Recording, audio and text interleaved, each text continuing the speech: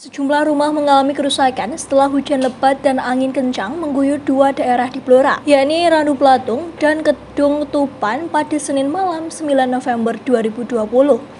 Setidaknya dalam pendataan tersebut ada dua rumah mengalami rusak berat di dua daerah berbeda, serta 9 rumah alami rusak ringan di daerah Kedung Tuban dan 23 rumah di Randung Blatung akibat terpaan angin. Rumah Sumijan misalnya, warga asal Dukuh Kelompok, Desa Tanjung, Kecamatan Kedung Tuban ini mengalami rusak berat.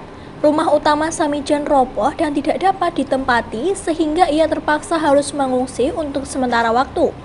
Sedangkan rumah rusak berat lainnya juga dialami oleh Bunangun, asal Desa Kutukan, Kecamatan Randu Blatung. Rumah Bunagung roboh pada bagian utama. Kejadian tersebut mengakibatkan dua orang terluka memar akibat tertimpa kayu. Beruntung peristiwa tersebut tak memakan korban jiwa meski warga harus menelan kerugian yang cukup besar akibat kejadian naas tersebut. Sementara itu BPBD Blora terus berupaya melakukan asesmen, pendataan dan melakukan pemantauan wilayah terdampak. Dari Blora, Aziz Afifi, Mitra Pos melaporkan.